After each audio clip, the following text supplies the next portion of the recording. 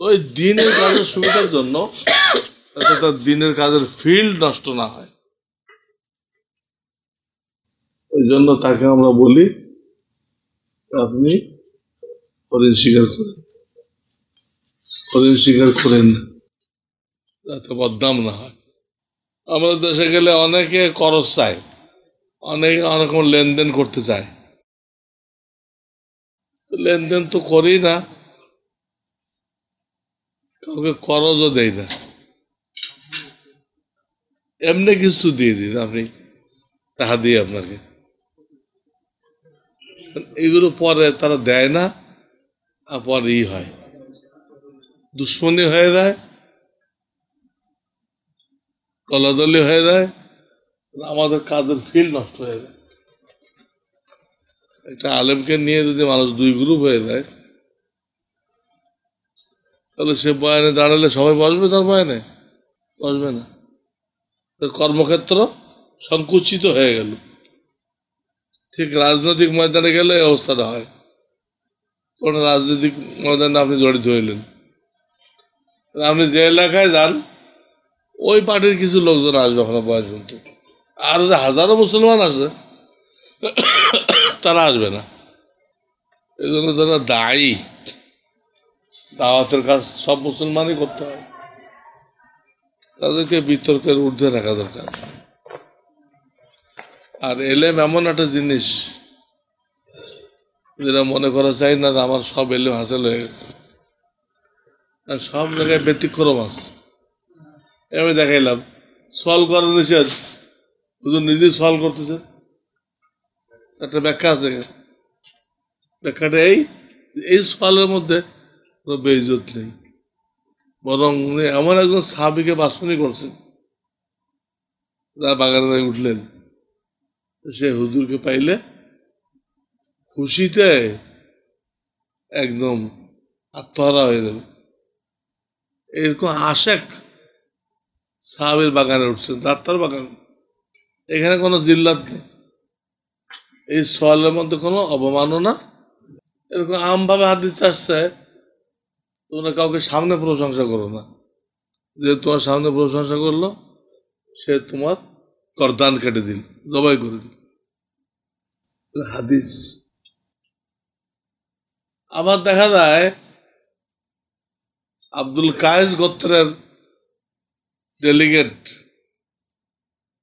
হ্যাঁ, দূত, এই দূতরা যখন নবীজির দরবারে আসলেন, নবীজি সাল্লাল্লাহু আলাইহি সাল্লাম তাদের সর্দারকে দুটা গুণের প্রশংসা করলেন, তোমার ভিতরে এই দুটা গুণ আছে, আল্লাহ খুব পছন্দ করেন, আল্লাহ খুব পছন্দ করেন। এটা প্রশ্ন হবে, আপনি মানা করছেন সামনে প্রশংসা করতে, আপনি আবার কি করলেন, প্রশংসা করলেন, অল্প বিদ্যালয় কি জব, অল্প বিদ্যা ভয়ঙ্কর, অল্প বিদ্যা কি ভয়ঙ্কর। ওই একটা কথা শুনছে, এখন ব্যতিক্রম করতে দেখলেই তার ধরে বসে, হাদিস পড়েন না, বুঝতে হবে ওই হাদিসের বিপরীত আরো কোন হাদিস থাকতে পারে, জিজ্ঞাসা করি, হুজুর আমি তো এরকম শুনছিলাম সামনে প্রশংসা করা যায় না, দেখলে আপনি আবার করলেন, এটা তো হাদিস আমার জানা নেই, দয়া করে বলতে। আলেমে হাদিস পেশ দেখো, নবীজি নিজেই বলছেন, প্রশংসা করছেন, আসল কারণ কি? আমভাবে প্রশংসা করার নিষেধ, আর একদিক দিয়ে নবী আলাইহিস সালাম প্রশংসা করলেন, পার্থক্য কি? নিষেধ ওই ক্ষেত্রে যেখানে প্রশংসা করলে তার নফসটা ফুলে দেয়, এখানে দেখা যায় যে প্রশংসা করলে ওই ব্যক্তির নফস কি হবে, ফুলে যাবে, তাকাব্বুর পয়দা হয়ে যাবে, অহংকার, আত্মার বেধি বেড়ে যাবে, এখানে প্রশংসা করা যাবে। আর যেখানে দেখা যাবে যে এটা বললে তার আত্মার ব্যাধি বাড়বে না। আত্মার ব্যাধি বাড়বে না, সে এই প্রশংসাটাকে অত গুরুত্ব দেবে না। সেখানে জায়েজ হাফিজ হুজুর প্রশংসা করলো, উনি আপনার প্রশংসা কানও দিবে না। উনি মনে করেন এটা ওই বেটার ব্যক্তিগত ধারণা করতেছে। আমি কি জিনিস জানে, আমার আন্দোলনী হালাত বা আভ্যন্তরীণ হালাত জানে, যা জানে কইতে আছে, ও ওটা বিশ্বাস করে খুলবে না, খুলবে না। অথবা সেটা বলবে আল্লাহ এই ব্যক্তি আমার ব্যাপারে সুধারণা করলো, তুমি এটা আমার ব্যাপারে কবুল করে না, আমার তো কিছুই নেই, যা সুধারণা করছে যাক, আপনি না আমার ভিতরে পয়দা করে দেন। দোয়া হিসেবে কিন্তু নফস খুলবে না, কারণ সে সোহবাত উঠেছে, সোহবাত উঠায় তার নফস খোলে না। আমি বলতেছিলাম যে একটা দুটো হাদিস জানে এটা দিয়ে কাউকে ভুল ধরবেন না, প্রত্যেক ব্যাপারে দুই রকম হাদিস আছে, দুটো ক্ষেত্র দুই, আমভাবে প্রসিদ্ধ হয়ে গেছে, আরটা প্রসিদ্ধ হয় নাই, তো ওলামাদের তো জানা আছে, তাদের জন্য রাখেন, এই হলো নিয়ম। আর একবার এরকম মজলিস হইতেছিল, মজলিস হইতে লাগলে একজন সাহাবী প্রশ্ন করলেন, হুজুর মাল ও দৌলতকে তো কোরআনে খায়ের বলা হয়েছে, খায়ের, কল্যাণ, ওয়াইন্নাহু লিহুব্বিল খাইরি লাশাদীদ, মানুষ মালের মহব্বতে বড় কঠিন, লিহুব্বিল খাইর, মালকে খায়ের বলা হইতেছে, আর হুব মানে মহব্বত, মালের মহব্বতে বড় কঠিন, জান দিতে রাজি আছে মাল দিতে। তো এটাই প্রশ্ন করলো যে এরকম এটাকে কোরআনে খায়ের বলা হয়েছে, এর মধ্যে কি কোনো সার আছে? এই সার মানে বাংলা সার না, আরবি সার। আরবিতে সার মানে হলো মন্দ, খায়ের আল কদরি খয়রিহি ওয়া শাররিহি, পড়েন না তকদির ইমানে মুফাসসালে, আল কদরি খয়রিহি, ওই সার মানে কি বাংলা সার, ইউরিয়া সার, ওই সার মানে মন্দ। ওই লোকটা প্রশ্ন করলো মালকে তো আল্লাহ খায়ের করছে, এর মধ্যে আমাদের ক্ষতির কোনো সাইড আছে কিনা? নবী সাল্লাল্লাহু আলাইহি একদম চুপ হয়ে গেল, কিছুক্ষণ পরে কপাল দিয়ে টপ টপ করে ঘাম পড়তে লাগে। তখন সবাই বুঝতে পারলো যে নবীজি এই প্রশ্নের জবাব আল্লাহ থেকে চাইতেছিলেন, আল্লাহ থেকে। তো আল্লাহ এটা মঞ্জুর করছেন এবং জিবরাইল আমিনকে ওহী পাঠাইছেন, জিবরাইল আলাইহিস সালামের মাধ্যমে ওহী পাঠাইছেন ওই প্রশ্নের জবাব। আর ওহী যখন নাযিল হইতো, ওহী খুব ভারী জিনিস, উটের পিঠে বসা থাকলে উট বসে দিত। একবার হুজুর বসা আছে, হুজুরের হাঁটুটা আর একজনের রানের উপরে, জায়গা কম ছিল, কম ছিল, সবাই মিলেমিশে বসছে, তো এই হাঁটুটা পড়ছে কার উপরে? পাশে আর একজন সাহাবীর রানের সাথে লাগছে, দুটো শব্দ নাযিল হয়েছে, মিনাল ফাজর, মিনাল। উনি বলেন আমার ধারণা হলো আমার রানের হাড্ডি শেষ, চুরমার হয়ে গেছে। তো পরে দেখা গেছে আল্লাহ হেফাজত করছে, হাড্ডি গোড়া গোড়া হয় নাই, কিন্তু এতটা প্রেশার পড়ছে যে উনি ওটা বুঝতে, আমার রানের হাড্ডি শেষ, রানের হাড্ডি গুঁড়া গুঁড়া হয়ে গেছে। ওহি কত ভারী জিনিস। তো কথা বলতেছিলাম যে ওই প্রশ্ন করার পরে নবীজির শরীর থেকে ঘাম ঝরতে লাগলো, এবারে এটা বন্ধ হয়ে গেল। বন্ধ হয়ে গেলে নবীজি মাথা উঠাইলেন, মাথা উঠানোর পরে একটা উদাহরণ টানলেন আল্লাহর পক্ষ থেকে। উদাহরণ এই, দেখো একটা মৌসুম আছে, মৌসুমে রবি আরবিতে। এই মৌসুমে তৃণলতা খুব উৎপন্ন হয়, সব জমিন একদম তরুতাজা হয়ে যায়। এর একটা মৌসুম আছে, পুরো জমিন কি হয়ে যায়, তরুতাজা হয়ে যায়। যেদিক চাইবেন খালি সবুজ শ্যামল, সবুজ শ্যামল, এই অবস্থা।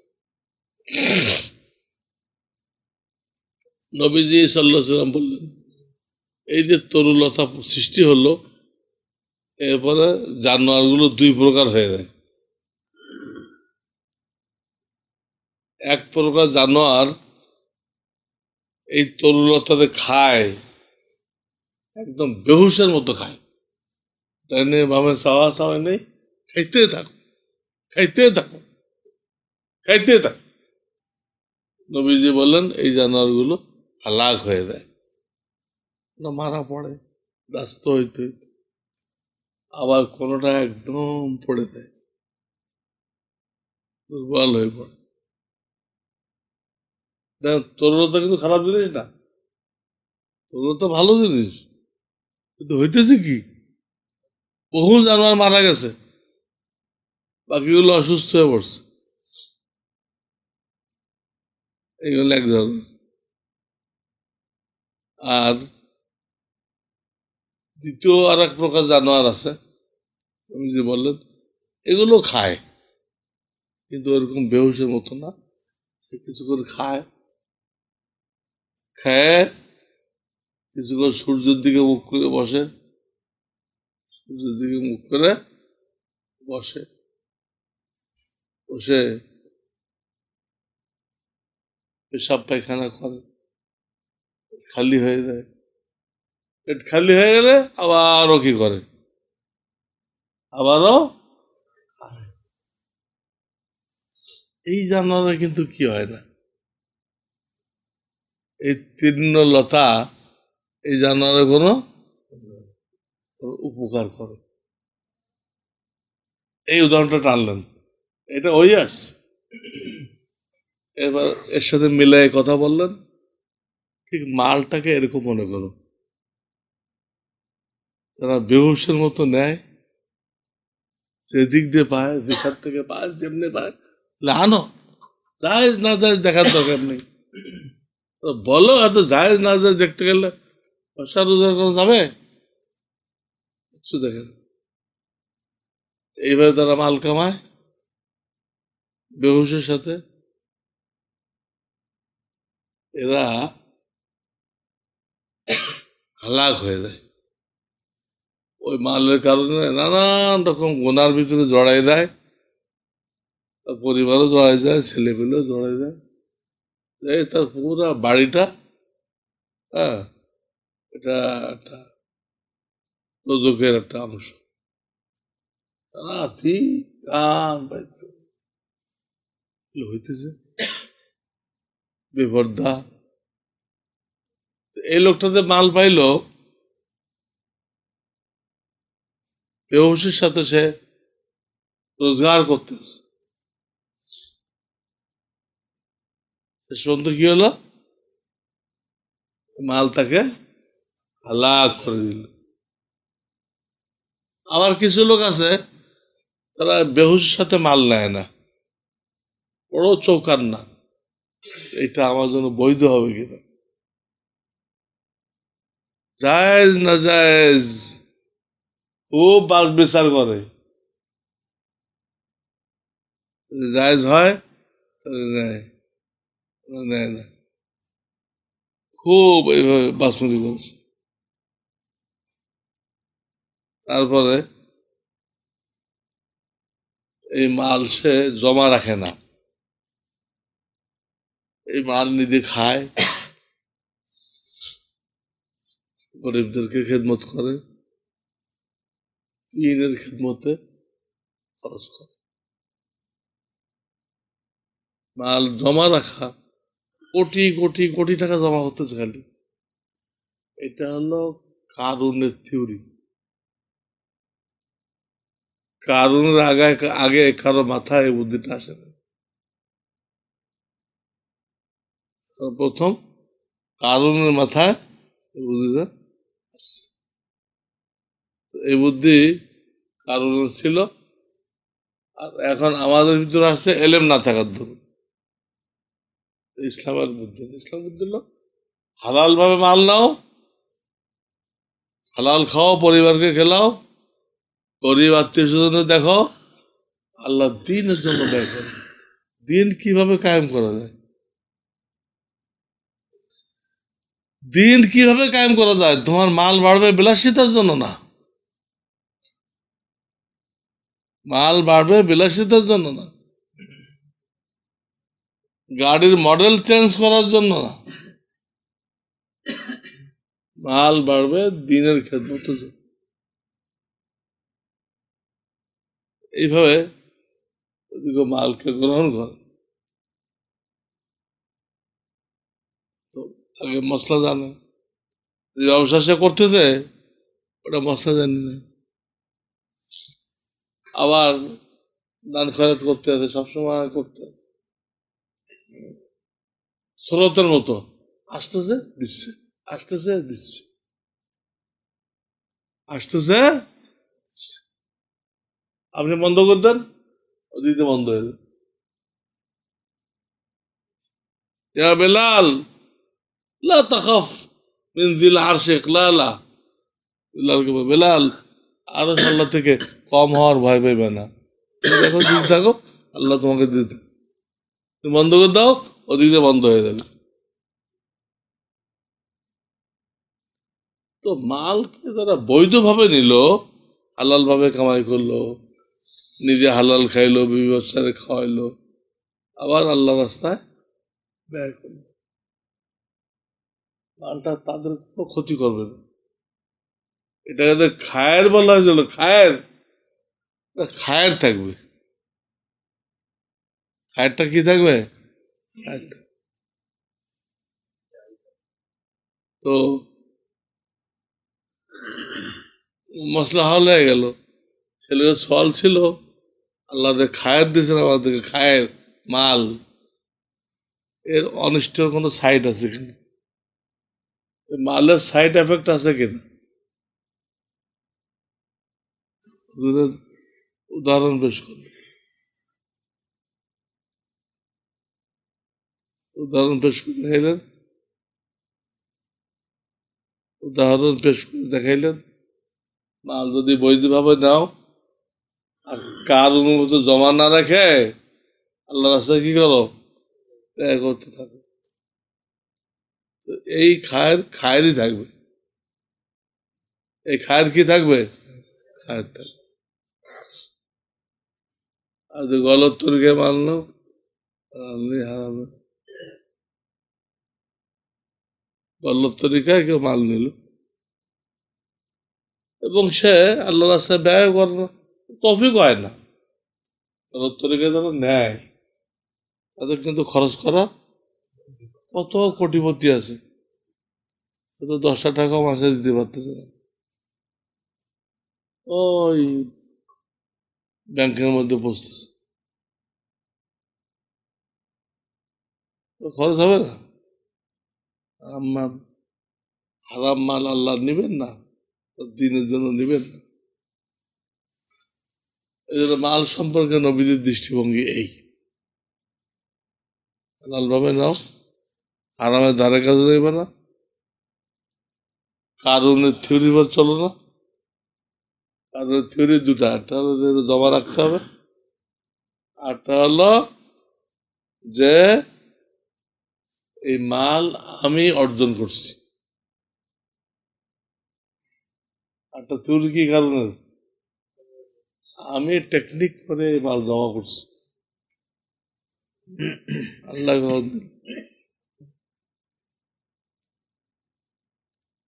এই হলো কারণের থিওরি। এর থেকে বাঁচি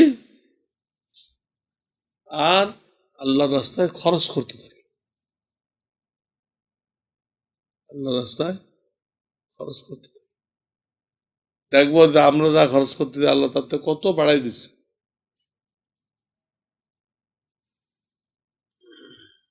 আমি যে মাদ্রাসা আছি এই মাদ্রাসার সভাপতি ছিল হাজী আব্দুল মালেক, নোয়াখালী বাড়ি, মতিঝিল ওনার বিল্ডিং আছে, মালেক মালেক ম্যানশন। উনি আমাকে বলছে, হুজুর আজকে তো আমি 50,000 টাকা দান করি, আমার দোকানে প্রত্যেক দিন যা লাভ হবে তা তো হবেই, হয়ে ওইটাও আসবে। হাজারো বার পরীক্ষা করছে আমি, তা আমার দান করতে অসুবিধা কি? আমার দিতে অসুবিধা কি? আল্লাহ তো চাক্ষুষ জায়গায় দিচ্ছে। দোকানে এলে 2 লাখ টাকা লাভ হয়। রড সিমেন্টের দোকান ছিল, আজাদ এজেন্সি। দৈনিক যা বেচা কেনা যা তো হয় ওই টাকাটা চলে আসে। আল্লাহ দেয় যে একদম হাতে কলম। এইখানে মানুষ বকিলি করতে দেয়, কারণ এই মাল তো সব সাপ বিচ্ছু হবে।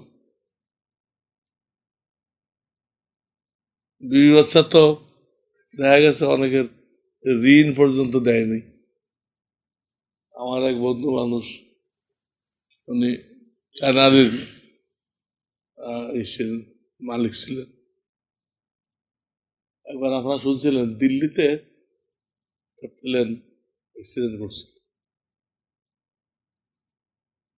সৌদি প্লেন আর রাশিয়ার প্লেন। একটা মনে নামতেছিল, একটা উঠতেছিল, একটা পেটের মধ্যে দিয়ে মারি দিচ্ছে।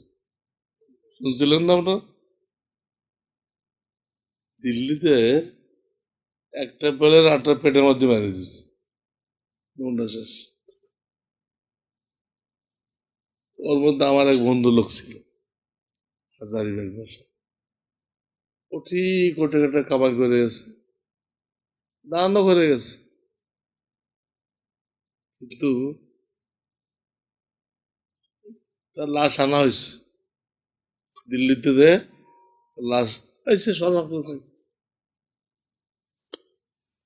তো যখন ঋণ আদায় করার প্রশ্ন আসছে, সেক্ষেত্রে অনেক অ্যাসেট রেখে গেছে। সব ব্যবসায়ীদের ঋণও থাকে, অ্যাসেটও থাকে, অ্যাসেট রাখা নেই তার, কিন্তু তার পরিবারের সদস্যরা ঋণ দিতে অস্বীকার করছে, আমাদের ঋণ দেওয়ার তৌফিক নেই। ঋণ যখন আদায় করি আমরা চলতে পারবো না।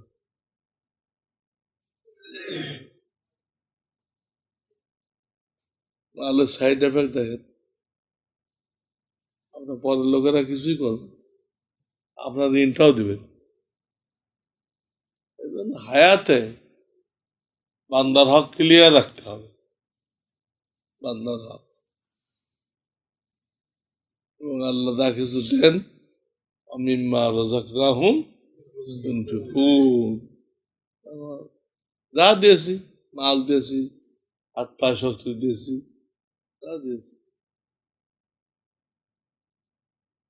ওটাকে আল্লাহ রাস্তায় ব্যয় কর, যা দিয়েছি মিম্মা রাযাকনাহুম। এটা করলে ইনশাআল্লাহ সে কামিয়াব। তো কোনো কিছু চিন্তা করি নাই, এমনি দাম বেড়ে না আসছে। ওই যে খেজুর দেওয়া হলো, কাঁচা খেজুর, ওটা দেখে মনে পড়ছে, তো ওই সাহাবি নবী আলাইহিস সালামকে কাঁচা পাকা সব রকম খেজুর দেয়। ওই খেজুরটা আজকে আমার বয়ানের উৎস। আপনাদের তো কাঁচা খেজুর খাওয়ানো হয়েছে। যেহেতু এই মালের ব্যাপারে একটু যেহেতু আমরা অনেকে এখানে ব্যবসায়ী ব্যাংকিং, ব্যবসা মানে তো ব্যাংকের সাথে লেনদেনের একটা ব্যাপার। জি জি জি। আবার ইসলামী ব্যাংকিং যেখানে শরিয়া কোর্টে আমাদের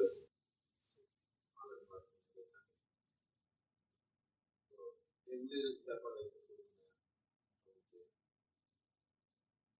প্রশ্ন না ব্যবসার স্বার্থে তো ব্যাংকে জড়িত হইতেই হয়, কিন্তু ব্যাংকের থেকে আপনারা কোনো সুবিধা নেবেন না। এলসি খুলতে গেলে তো ব্যাংক লাগে, সেজন্য ব্যাংকে ব্যবহার করেন। কিন্তু ব্যাংক ইন্টারেস্ট কয়ে হোক, হালাল মুনাফা কয়ে হোক, মুনাফা দেয় না, একটা কিছু দেয় তো, এটা থেকে পরহেজ করেন। মুনাফা দেয়, আবার মুনাফা নেয়। হ্যাঁ হ্যাঁ, মুনাফা দেয়, চায়, ওটা দেন। বিভিন্ন সুরতে দেওয়ার অবকাশ আছে, খাওয়ার অবকাশ নেই। খাওয়া তো আমার ইখতিয়ারের মধ্যে আছে, দেওয়া তো ইখতিয়ারের। এই জন্য এটা একটা নেই বলে এখানে আল্লাহ শিথিলতা করছেন, ছেড়ে দিচ্ছেন। এই ব্যাপারে যত ইসলামী বলেন, আসলে কোনটা ইসলামী না। এগুলো কেন বলা হয় বোধগম্য না। ইসলামী সারা দেশ হলো সুদভিত্তিক। আপনি মাঝখান থেকে কদ্দুর ইসলামী কিভাবে করবেন? আপনার বাংলাদেশ ব্যাংকে টাকা রাখতে হবে না? কত ভাগের? 4 ভাগের 1 ভাগ না কত? তারা সুদ দিবে না? সুদ তো আসবেই, অসম্ভব।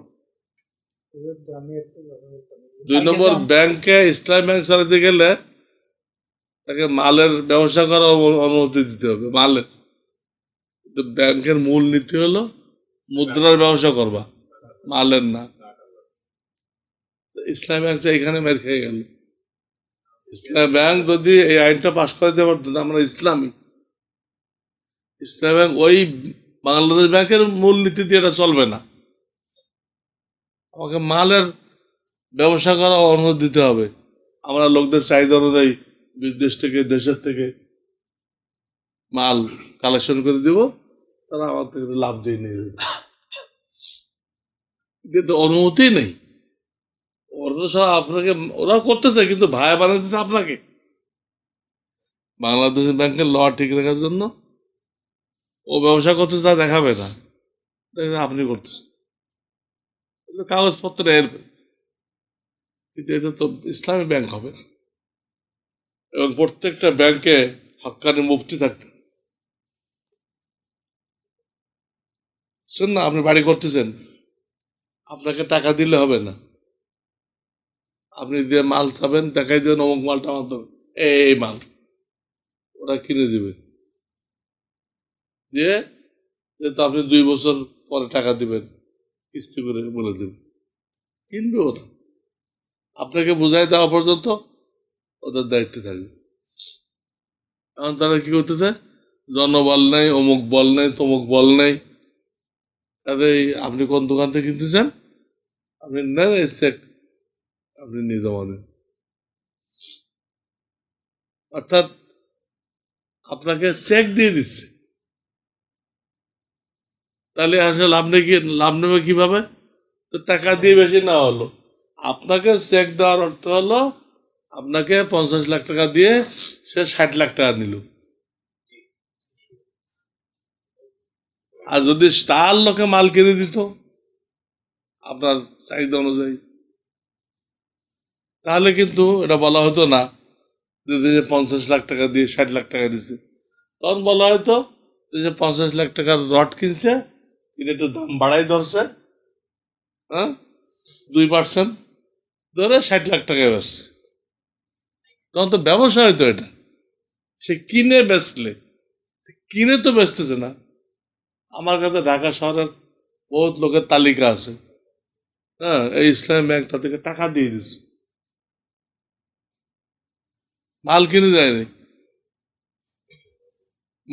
দেয়নি, ইসলাম হলো কেমন? এই জন্য প্রতারণা হইতেছে। প্রতারণার থেকে পরিত্রাণ পাওয়ার জন্য আমাদের কি করণীয় আছে? আমি আগেই বললাম ব্যাংকের কোনো নেবেন না, মুনাফা নেবেন না। সুদী ব্যাংকের সাথে যে লেনদেন করেন, ইসলাম ব্যাংকের সাথে ওই লেনদেন করেন, মুনাফা নেবেন না। মুনাফা ব্যবসা থেকে হবে। সুদ সুদ দিচ্ছে, সুদ দিচ্ছে। হ্যাঁ, ওরা হজ প্রকল্প করছে, বিবাহ প্রকল্প খুলছে, সব সুদ, সব সুদ। হ্যাঁ, রাষ্ট্রীয় ব্যবস্থা, এটা থেকে পরিত্রাণ পাওয়ার তো কোনো উপায় নেই। প্রতিতলা রাষ্ট্রীয় ব্যবস্থা, কি করবেন? বিবাহ না করে রাষ্ট্রীয় ব্যবস্থা যাবেন। ব্যাংকের না ছাড়ি দিয়ে যে লাভের অংশটা যদি আমরা এখানটায় নিয়ে আসি, আইনে যদি কোনো গরিবের মধ্যে এটা দেই, এটা কি হয়নি? গরিবের মধ্যে যদি সেটা হলো যে অ্যাকাউন্টটা আগে খোলা হয়ে গেছে না জানার কারণে, ওইখানে যদি কিছু ইন্টারেস্ট আসে, সেটা বলা হচ্ছে ব্যাংকে না ছেড়ে আপনি কোনো গরিব মানুষের বা মসজিদ মাসার টয়লেটে দিয়ে দেন। তুমি কাল না পরশু বললাম না এখানে, এই যে সব উত্তরবঙ্গে মসজিদগুলোতে তবলিগ যাওয়া যাইতে পারতেছে না, কেন? উজুখানা নেই, টয়লেট নেই। তাদের টাকা পড়ে আছে, না জানে খুলছিলেন, এখন ওই ইন্টারেস্টগুলো নিয়ে ওখানে বাথরুম বানিয়ে দেন। আপনি সবের নিয়ত করবেন না, আপনি সবের নিয়ত করবেন না, তবে আপনি তো আল্লাহর হুকুম পুরা করলেন, এতে আশা করা যায় আল্লাহ আপনাকে নেকি দিবেন। আপনি নিয়ত করবেন না, আপনি এতে খুশি থাকেন যে এই মালটা সম্পর্কে আল্লাহ যে আদেশ ছিল আমি সেটা বাস্তবায়ন করছি। তাহলে মানে আমি কিন্তু মানে এই ধরনের খাদের মধ্যে আসে দেখে আমি সরাসরি খাতটা হচ্ছে হলো ইন্টারেস্ট নেওয়া না, কিন্তু যে ব্যবসা করি এখানে মুক্তি নাই। মুক্তি আল্লাহ তাআলার কাছে চাচ্ছি, কিন্তু এখন পর্যন্ত মুক্তি নেই। লোকাল এলসিতে মনে হলো মাল অ্যাক্সেসরিজ, গার্মেন্টস অ্যাক্সেসরিজ, তো গার্মেন্টস ফ্যাক্টরির একটা পেমেন্ট ওই লোকাল এলসির মাধ্যমে পাইতে হলে টোটাল মাল দেওয়ার পর থেকে শুরু করে 6 মাসের কাজ।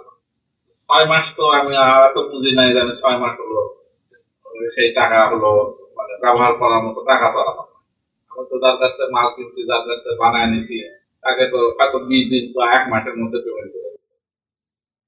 আমি যখন পেমেন্ট পাচ্ছি সেটা ওই ব্যাক টু ব্যাক এলসিডিতে প্রায় 4 থেকে 6 মাস। তখন ব্যাংকের একটা প্রক্রিয়া হচ্ছে যে সে লোকাল এলসিটা পারচেজ করা মানে তার এক ধরনের লোন শর্ট টাইমের জন্য, যখন ওই পেমেন্টটা আসবে তখন ওরা সিসিউ লোন, মানে এটাকে ওই পারচেজ বলে। এই পারচেজের ক্ষেত্রে মানে মুক্তি চেষ্টা করতেছি কিন্তু পারে উঠতেছি, কারণ এত 80% 90% বিভিন্ন ব্যাংকে বিভিন্ন দেয়, 10% থাকলো। এখন ওরা হিসাব করে ওদের যত রকমের চার্জ মূল পেমেন্ট যখন আসলো ওই ফ্যাক্টরির থ্রুতে যেভাবে হোক, সেটা মূল কথা হলো যখন পেমেন্টটা আসলো তখন তারা তাদের মূল টাকা এবং এই 3 মাস বা 4 মাসের যেটা ইন্টারেস্ট হলো বা অন্যান্য খরচ সেগুলি সব যোগ করে বাদ বুট দিয়ে যদি কিছু থাকে আমাদের দিল, নাহলে দিল। এইটার ক্ষেত্রে তো মুক্তি নাই, হয় ব্যবসা বন্ধ করা লাগবে, আর না হলে কি করা যায়? জব তাকে হয়ে গেছে। তারপর আরেকবার ক্লিয়ার করার জন্য মানে যে আপনি লাভ নিবেন না, দায় থেকে যদি দিতে হয় এটা দিবেন। হ্যাঁ, ইস্তেগফার তো করতে থাকতে হবে, ইস্তেগফার করতে থাকতে হবে। আর আপনি দিবেন কিন্তু নিবেন না, আশা করা যায় আল্লাহ আপনাকে মাফ করে দিবেন। এলো আমি বলি যে মদিনার সময় আমরা হজ যাবো তো আগামীকাল, জি, এই সম্বন্ধে একটু আমার একটু নলেজ থাকে। আল্লাহ এই দুটাকে একসাথে করে নাই, কাবাকে আর বাইতুল্লাহকে একসাথে করে নাই। যে কোনো কারণে রসুলকে এখান থেকে আল্লাহ মদিনায় নিয়ে গেছে। একসাথে করলে আমাদের একটু টেনশন হতো। এখানে জাহির করতে হবে এশকে ইলাহি, ওখানে জাহির করতে হবে এশকে রসুল। সাল্লাল্লাহু আলাইহি ওয়াসাল্লাম। আর এই দূরে করতে দেয় হজবরল্লাহ হয়ে যেত। এতে বাঁচার জন্য আল্লাহ সিফাত এখানে কদিন থাকো খুব বেশি ইশকে মাওলা জাহির করো, তওয়াফ করো, তেলাওয়াত করো, ইশকে মাওলা। ওখানে যখন যাও খুব বেশি ইশকে রসুল জাহির করো, দুরূদ শরীফ। অন্য যে কোনো ইবাদত করবেন, দান খয়রাত করবেন, নিয়ত করবেন রসুলের নামে সওয়াব রেসানি, রসুলের নামে সওয়াব রেসানি। তো এইগুলো যে আমরা এখানে ছিলাম, এখানে দায়িত্ব ছিল এইগুলো, তিলাওয়াত, তওয়াফ। ওখানে দায়িত্ব হলো এই দুরূদ শরীফ বেশি করে পড়া, সুন্নতের খুব বেশি ইহতিমাম করা। প্রত্যেকটা কাজে নবীজির সুন্নত কি জিজ্ঞাসা করা, না না ওইটা বাস্তবায়ন করা, রসুলের জন্য নিয়তে কিছু দান খয়রাত। এবং মাঝে মধ্যে জিয়ারতের উদ্দেশ্যে বাসা থেকে বের হবেন। মানুষ করে কি, যে নামাজ পড়তে যায় ওই ফাঁক দিয়ে সালাম পেশ করে দেয়। তো এইটা একটা, সালামটা একটা আভ্যন্তরীণ জিনিস হয়ে গেল। সরাসরি লক্ষ্য উদ্দেশ্য হল হ্যাঁ, বুঝছেন? এই জন্য ওটা নিষেধ করতেছি না আমি, যে নামাজ পড়তে দেয় সালাম দিবেন না, দিবেন, কিন্তু আপনি কোনো সময় দিনে একবার হোক, 2 দিনে একবার হোক, আপনি বাসার থেকে বের হবেন কোন নিয়েতে? সালাম পেশ করা। সেটা কোনো নামাজের টাইম না, ওটাকে লক্ষ্য উদ্দেশ্য বানায়।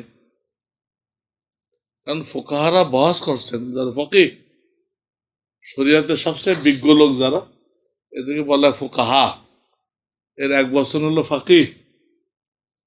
তারা বহস করছে যে হাদিদে মদিনায় যাবে, হাজার আগে হোক পরে হোক, কি নিয়েতে যাবে, এটা নিয়ে বহস করছে। কারণ নিয়ত 2 রকম হইতে পারে। একটা হলো যে ওখানে মসজিদে নামাজ পড়া অনেক সব, মদিনার মসজিদে নামাজ পড়ার অনেক সব। আর একটা হলো ওখানে নবীজি শুয়ে আছেন, তিনি হায়াত রসুল, তাকে সালাম পেশ করার করলে তিনি খুশি হয়ে যান। হাদিসে আমার মৃত্যুর পরে আমার কবরের কাছে সে সালাম পেশ করলো, আর তার জন্য আমার সাফাত করা হাসরের ময়দানে ওয়াজিব হয়ে যাবে। ওই নিয়ে তো আপনি যেতে পারেন, দুটা আছে। কিন্তু ওনারা প্রাধান্য দিচ্ছেন এই দ্বিতীয়টাকে। মসজিদে নামাজ পড়া নিয়ে তো যেতে পারেন, আর রসুলের রওজায় সালাম পেশ করার জন্য যেতে পারেন। তো তারা অধিকাংশ ওলামা দুনো নিয়তকে বৈধ বলছেন। আর প্রাধান্য দিচ্ছেন কোনটা? সালাম পেশ করার নিতে যেতেছেন, প্রাধান্য দিচ্ছেন। আর কিছু আলেম যাদের কথা গ্রহণযোগ্য হয় নাই, উম্মত গ্রহণ করেন। তার মধ্যে হেড হলো শাইখুল ইসলাম আল্লামা ইবনে তাইমিয়া এবং তার ছাত্র ইবনু কাইয়িম আল জাওজিয়া। ওনাদের যুগে বড় আলেম ছিল। ওনাদের মত হলো নবীদের কবর জিয়ারতের জন্য যাওয়া শিরিক। একমাত্র নিয়ত থাকবে মদিনার মসজিদে নামাজ পড়লে সব বেশি, ওই নিয়তে যাইতে হবে। ভালো করে বুঝেন, উল্টা বুঝেন না আমার। এটা উম্মত গ্রহণ করে নাই, আমি একটা মত শোনাইতেছি, গ্রহণযোগ্য না এটা। কথা বুঝতেছেন আমার? এনারা কইছেন যে এটা শিরক, আল্লাহর সাথে রসুলকে শিরক করা। কাজেই রওজা জিয়ারত করার জন্য যাবে না, যাবে কি জন্য? নামাজ পড়ার জন্য। কিন্তু এই মতটা গ্রহণযোগ্য না। আপনি যে কোনো নিয়তে দিতে পারেন, রোজা জিয়ারতের নিয়তে দিতে পারেন, মসজিদে সবের নিয়তেও দিতে পারেন। তবে সবের থেকে বেশি উত্তম কোনটা? সালাম পেশ করা, রসুলের ইশক মহব্বত জাহির করা, ওটা সব বেশি। রসুল যে কবরে আছেন, রসুলের শরীর সাথে যে কবরের যে মাটিটুকু মিশে আছে, এটা সম্পর্কে কিতাবে লিখছে আল্লাহর আরশ থেকেও দামি। আল্লাহর আরশ থেকে ওই মাটিটার দাম বেশি। আর কবরের পাশে যে জায়গাটা, ওই জায়গাটার নাম হলো রিয়াজুল জান্নাহ। এটাকে জান্নাতের বাগান বলা হয়েছে। কি উদ্দেশ্য বাগান? এর আসল অর্থ হলো নবীজি এই জায়গায় বসে তালিম দিতেন, এই তালিম যে নিবে সে জান্নাতের বাগানে যাবে। আসল অর্থ কিন্তু এইটা রিয়াজুল জান্নাহ, মানে এইখানে তালিম দিচ্ছেন আল্লাহ রসুল, এই তালিম যারা গ্রহণ করবে, দাওয়াত দিবে, তারা রিয়াজুল জান্নাহ পাবে। জান্নাতের বাগান, রিয়াজ মানে বাগান, জান্নাহ মানে জান্নাত, এই অর্থে এটা বলা হয়েছে। আরেকটা অর্থ করা হয়েছে যে এই জায়গাটাকে কেমন যেন জান্নাতের টুকরা মনে করবে। এই জায়গাটা কি? জান্নাতের টুকরা। ওখানে ইবাদত করলে তার মূল্যায়নও বেশি। এরকম বাইতুল্লাহ ভিতরে হাতিম আছে না একটা,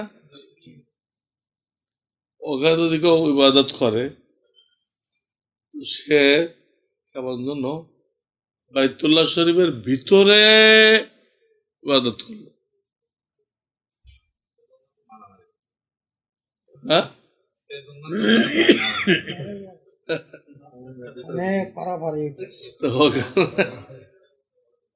মা আয়েশা বলছিলেন, হুজুর আমি তো কাবাসের ভিতর ঢুকতে পারলাম না, আমার মন চায় একটু ভিতরে ইবাদত করতে। মা আয়েশা নবীদের হাত ধরে নিয়ে খাড়া করলেন, নামাজ পড়ো, এটা মসজিদের ভিতরে। এই জায়গাটা কি? মসজিদের ভিতরে। রিয়াজুল জান্নাত মনে করেন এটা জান্নাতের ভিতরে। কাজে কাউকে কষ্ট না দিয়ে ওখানে কিছু নামাজ পড়বেন, দখল করে বসে থাকবেন না।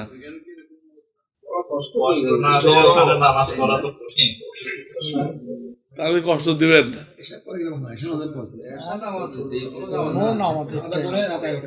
অনেকে আসরে পরে যায় নফল শুরু করে, আসরে পরে নফল আছে নাকি?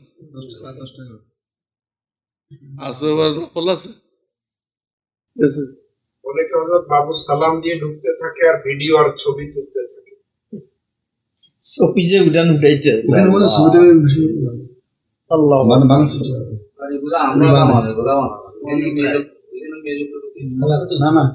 এই জন্য ওইখানে কষ্ট না দিয়ে পারলেও ই করবেন, বেশিক্ষণ বসবেন না, দু চার রাত পরে চলে আসবে, অন্যদিকে সুযোগ দিবেন।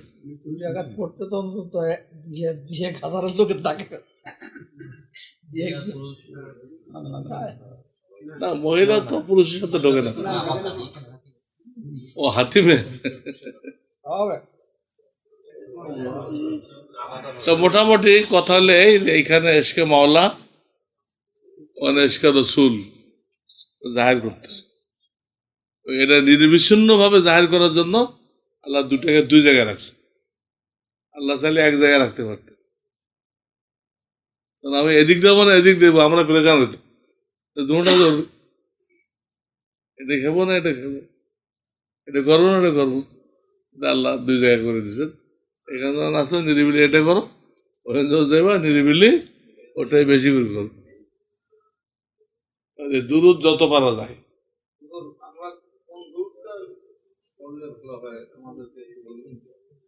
সাল্লাল্লাহু আলা নবিয়্যিল উম্মি,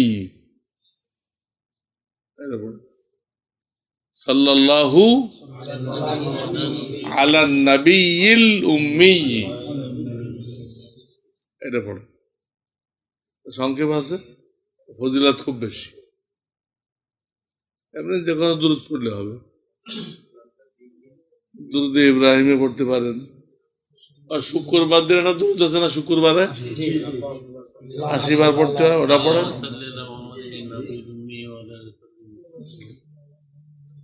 আর আমি যেটা করলে এটা পড়েন। اللهم صل على سيدنا محمد النبي الأمي হ্যাঁ, اللهم صل على سيدنا محمد النبي الأمي محمد ওই পর্যন্ত ঠিক আছে। তবে এসব দোয়া মন গড়া দোয়া, এই দুরুদ অর্থ মেলে না, এগুলো না পড়া চাই। নামাজে যেটা আমরা পড়ি দুরূদ যেমন ইয়া নবী, ইয়া নবী সালাম আলাইকা, আরো বেডঙ্গা বলে ইয়া নবী সালাইম আলাইকা। কোনো অর্থ হয় না, কোনো তর্জমা হয় না, কোনো গ্রামার হয় না, কিচ্ছু হয় না। কোনো হাদিসের কিতাব নেই, কেউ মনে বানাইছে। ওই ধরো নামাজের নিয়ত বিভিন্ন বইতে দেখেন না আপনারা, নামাজের নিয়ত, ফজরের 2 রাকাত সুন্নতের নিয়ত কি, তারপরে ফরজের নিয়ত কি, এরকম 5 ওয়াক্ত নামাজের সমস্ত নিয়ত লিখছে কিনা, কিন্তু এর কোনোটাই হাদিস কোরআনে নেই। হ্যাঁ, কোন লোক এটা নিজে তৈরি করছে, কিন্তু বোঝা যায় সে অতটা বড় আলেমও ছিল না। শব্দগুলো প্রয়োগ করে বোঝা যায় আলেম ছিল, কিন্তু কোন রকম। হ্যাঁ, কারণ নিয়তের ভিতরে আল্লাহ রসুল উরিদ ব্যবহার করতেন। আল্লাহুম্মা ইন্নী উরিদুল উমরা, আল্লাহুম্মা ইন্নী উরিদুল হজ। নিয়ত বোঝানোর জন্য নবী আলাইহিস সালাম উরিদু ব্যবহার করতেন, ইরাদা থেকে। তো ওই লোক ওইখানে সব 9 তোয়ান 10 তোয়ান কয় তোয়ান এরকম হয়েছে।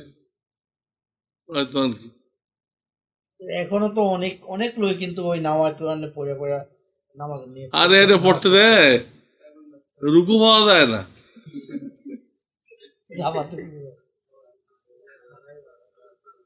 সবচেয়ে মারাত্মক ক্ষতি যারা এই নিয়তের মধ্যে, আপনি আশ্চর্য হয়ে যাবেন এত বড় ক্ষতি। সবচেয়ে ক্ষতি হলে ওই যে টুকাইতে থাকে, সালাসা করতে হবে না আরবা করতে হবে, টুকাই থাকে, টুকাইতে টুকাইতে কোনো একটা কয় ওই শেষ করে, কিন্তু এখন কোন অক্ত সে পড়তেছে ওটা দেমাগে আসে না, ওটা মিলাইতে দে। এখন সে জোহর পড়তেছে না আসর পড়তেছে, ওটাই তো মাথায় আসতেছে না। তখন হলো কি, কোনো নিয়তই হয় নাই। তো নিয়ত যখন হয় নাই তো নামাজ হবে না। এটা সবচেয়ে খারাপ সাইড। এটা যে সালাসার বা মিল করতে দে, অক্ত মাথায় আসতেছে না। নিয়ত তো মুখে বলা জরুরি না, কোন অর্থ এটা মাথায় অর্থাৎ কলবে আসা জরুরি। মুখে না বলেন, কলবে আসতে হবে। ওই নিয়ত করতে দিয়ে কলবে আসে না। এবং বহুত লোক পাবেন যারা এই নিয়ত মুখস্থ করতে পারে নাই বলে তারা নামাজ পড়ে না। ও আমার চাচা ছিল একজন, উনি জোয়ান নামাজ দিত না। আমি একজনের চাচাকে ধরলাম, আপনি কেন যান না, কি সমস্যা? বললো বাবা এই যে এত নিয়ত, আমি তো পারলাম না মুখস্থ করতে। এটা আমার বললো। চাচা আমি তো মুফতি হয়ে গেছি, জানেন তো আপনি? না জানেন। আমি কোনো নিয়ত জানি না, যেগুলো আপনি মুখস্থ করতে চেষ্টা করছেন এর কোনো একটাও আমি জানি না। আমি তো বাংলা নিয়ত করি, 4 রাকাত কবলাল জুমা পড়তেছি, আল্লাহ। জুমার 2 রাকাত ফরজ পড়তেছি, আল্লাহ। 4 রাকাত বাদাল জুমা পড়তেছি। আমি এইভাবে বলি। ইমামের কোন একটা বলতে হয় না নাকি? ইমামের একটা তো বলতেই হবে, ইমামের পিছনে কথা বলতেই হবে যদি আপনি মুক্তাদি হন। ওটা মাস্ট বলতে হবে। একটা হলো ওই নামাজের কথা বলতে হবে, কোন নামাজ, একটা হলো ইমামের ইক্তেদা। কিন্তু আরবিতে অত লম্বা নিয়ত, আবার তার মধ্যে আছে মুতাওয়াজ্জিহান ইলাল জিহাতিল কাবাতিশ শরীফা। আল্লাহ তো নিয়ত না, ওর মধ্যে আল্লাহ লিখছেন, আল্লাহ করে কিন্তু নিয়ত না। ওটা নিয়ত শেষ করে তাকবীরে তাহরিমা, ওটা নিয়তের মধ্যে ঢোকাইছে কেন? ওইটা মধ্যে আলেম ছিল না, তারা ধরে নেই। নিয়তের মধ্যে কি ঢোকাই দিছে? তাকবীরে তাহরিমা ঢোকাই দিছে। আটা ঢোকাইছে কিবলামুখী হইয়া, মুতাওয়াজ্জিহান ইলাল জিহাতিল কাবাতিশ শরীফা, মানে কি কিবলামুখী হইয়া। এটা নিয়তের কোনো অংশ না, এটা নামাজের বাইরে যে কতগুলো আছে তার মধ্যে ওটা একটা ভিন্ন, নিয়ত একটা, ওটা একটা। এখন যদি আপনি ওইটা ঢুকান, সমস্যা কি? সমস্যা এই আর এক আল্লাহর বান্দা আসে নামাজের বাইরে আরো যে ফরজগুলো আছে এইগুলো ঢুকাবে। আপনি ওটা ঢুকাইছেন কিবলামুখী হইয়া, সে বলবে যে কিবলামুখী হইয়া অক্ত চিনিয়া, পাক জায়গায় দাঁড়াইয়া, পাক কাপড় পরিয়া, পাক শরীর নিয়া, আল্লাহ, ওটাতে পজিশন, এগুলো সেই পজিশন। ওটা ঢোকানো জন্য বেডাঙ্গা, এগুলো ঢোকানো, এটা তো ভিন্ন ভিন্ন ফরজ। এটা অক্ত চিনিয়া, কিবলামুখী হইতে হবে, কিবলামুখী হইতে হবে, বলতে হবে না, কিবলামুখী হইতে হবে। এটা হওয়ার জিনিস, বলার জিনিসটা। আর নিয়তটা মূল হলো অন্তরের। বাংলায় বলি, হ্যাঁ বাংলায় বলেন, যে কোনো ভাষায় বলেন। এবং সূরা কেরাত তো আরবিতেই পড়তে হবে, সূরা কেরাত। কিন্তু নিয়তের ব্যাপারে শরীয়তে বাধ্যবাধকতা নেই, আরবিতেই হইতে হবে, যে ভাষায় পারবে। আমরা যখন এখানে জানাজা করি তখন মায়ের আমাদের পিছনে থাকে। আমার সবসময় নিয়ত করি যে আমাদের সামনে যে মায়ের আছে নামাজ চারটে পয়সা তাদের নিয়ত করে তো এখন পিছনে থাকে, আমি দেখতেছি পিছনে লাশ রাখা। তখন এরা হলো হাম্বলি মাযহাব। এদের মাযহাবে জানাজাতে এবং 5 ওয়াক্ত নামাজে ইমাম পিছনে দাঁড়াতে পারবে। এখানে আমাদের তো কিছু করার নেই। আমাদের 5 ওয়াক্ত নামাজে 5 ওয়াক্ত নামাজে মানুষ ইমাম 20 কাতার পিছনে থাকে। এদের মাযহাবে আছে, মাযহাব চারোটা ঠিক। জি, চেষ্টা করি যেতে পিছনে যেতে, সব জায়গায় পাওয়া যায়। দেখতে পারলে যাবেন, না হলে ওইভাবে করবেন। আমরা এই মাযহাবে নামাজ কালাম করতেছে, চলবে তো আমাদের? হ্যাঁ চলবে। চারো মাযহাবে, এক মাযহাবে আর এক মাযহাবের পিছনে নামাজ ঠিক আছে, কিন্তু ওই যে পঞ্চম বাহিনীতে আহলে হাদিস, ওদের পিছনে চলবে না। আমি একটা কথা বলি কেন চলবে না। ওদের মাযহাব হলো ওই যে পঞ্চম বাহিনীদের, যদি কারোর বায়ু পথে হাওয়া বের হয়, যদি আওয়াজ করে বের হয় তো উযু ভেঙে দেয়, আওয়াজ না হয় তাহলে উযু ভাঙবে না। তারা হাওয়া ছাড়তে আছে, নামাজও পড়তে আছে, যেহেতু আওয়াজ হয় নাই এই জন্য উযু যাইতেছে। হুজুর এটা কোন মাযহাব? আজকে আমার পাশে দিয়ে দাঁড়াইছে, এখানে রুকুত মিটে যায়, এখানে দোনো পায়ে এই জায়গার মিটে আঙ্গুলটা, এই আঙ্গুলটা আমরা এ বরাবর দিচ্ছি দোনো রুকুতে, মানে প্রত্যেক রুকুতেই আর কি। এটা কোন মাযহাব আমি আর দেখিনি, আজকে দেখে আমার পাশে নামাজ পড়ছে, এই যে এইভাবে রুকুতে তো আমরা এইভাবে ধরি, আর সে ধরছে এখানে। মূর্খ লোক হবে,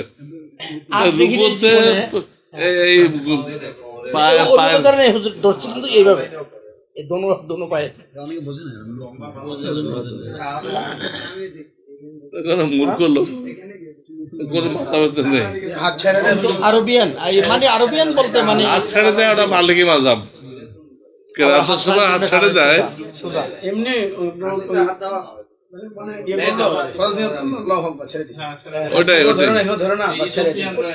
ওটাই মালিকি মাযহাব। মালিকি মাযহাব ওটা। আচ্ছা হযরত, জি এই যে পঞ্চম বাহিনীর যে কথাটা বললেন, জি গত জানুয়ারির ইজতেমা থেকে আমাদের একটা সফর ইজতেমা থেকে রোগ দিয়েছিল তোমরা সুতারখালী 8টা মসজিদের নাম লেখা ছিল, তার মধ্যে 3টা আহলে হাদিস। এখন আমার তো আহলে হাদিসের 3টা আহলে হাদিস মসজিদের রোগ দেওয়াই আছে, যেখানে জামাত আগে কোনো সময় বেশিরভাগ উঠেইনি, আর হলো 20-25 বছরের মধ্যে সেখানে যায় যদি এখন নামাজ আমরা আলাদা করতে যাই, তাহলে তো মানে মুক্তি তো দিচ্ছিল না, আরো খেলায় দেওয়ার কথা। ওখানে দাওয়াতের হেকমতের কারণে পড়ে নেবেন। এই হিসাবে করে নেওয়া হয়েছে। হ্যাঁ, আমি যেটা বলার অর্থ হলো যে এখানে কোনো অপারগতা নেই, অপারগতা সেখানে তাদের পিছনে পড়ার দরকার নেই। আপনি গেছেন তাদেরকে দাওয়াত দিতে, তাদের ইক্তেদা না করেন তো আপনার দাওয়াত তারা নিবে না।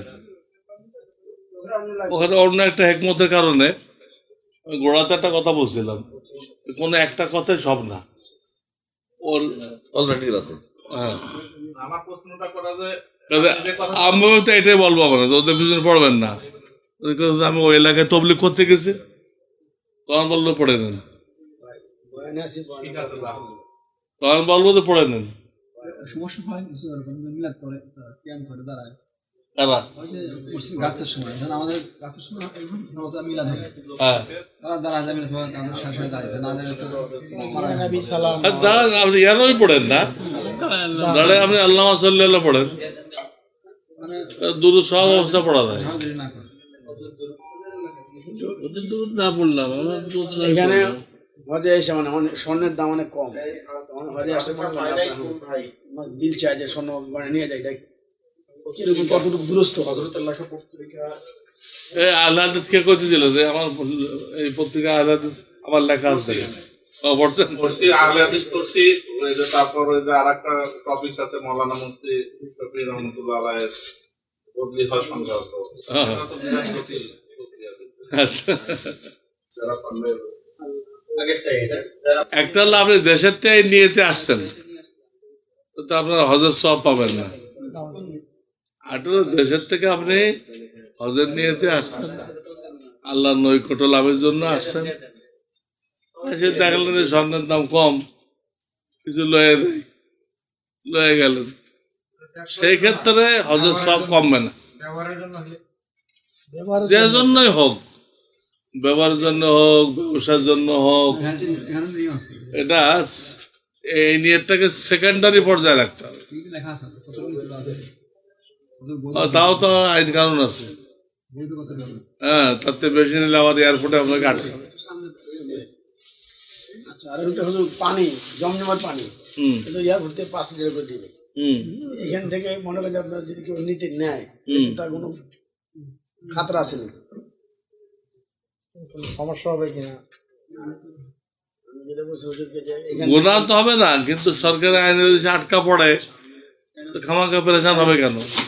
আমাদেরকে আমাদের মৌলানা মামুন সাহেব, হ্যাঁ মৌলানা মামুন সাহেব আপনার ছাত্র হ্যাঁ কাফেলা জিম্মাদার, হ্যাঁ উনি বাসের মধ্যে বলে দিয়েছেন যে পানি পাবেন কি না পাবেন, অনেক সময় যায় ওখান থেকে পানি নাও পাওয়া যায়, বলে যে পরে পাঠানো, পানি নিয়ে যাবেন তারপরে তো তারপর দেবেন। ঠিক আছে, এই কথা বলে দিয়েছেন। নিয়ে যাবে মানে কেমন নেবে? গ্যালনে করে নিয়ে যেতে বলছে। ওটা আমার এয়ারপোর্টে কিনতে পাওয়া যায় না, কিন্তু ওরা যেভাবে প্যাক করে দেয় গেলামের মধ্যে ভরে, ওই ছাড়া তো নিতে দেবে না। ওই অবস্থায় এয়ারপোর্টে কিনতে পাওয়া যায়। 9 রিয়াল হলো 5 লিটার। এখানে আগের বার আমরা দেখলাম যে ওই গ্যালন দিয়ে উপরে সিল দিয়ে দেওয়ার ব্যবস্থা আছে। ওটা এখন নিতে দেয় না, ওরা এয়ারপোর্ট থেকেই টাকা নেয়, একটা সেল সেন্টার আছে ছোট একটা, ওখান থেকে টাকা দিতে থাকে, নিতে থাকে, পাসপোর্ট দেখাইলে দিয়ে দেয়। এই এয়ারপোর্টে এয়ারপোর্টে 9 রিয়াল করে নেয় মনে হয়, 5 লিটার 9 রিয়াল। তাহলে মক্কাতে নেওয়ার দরকার নেই।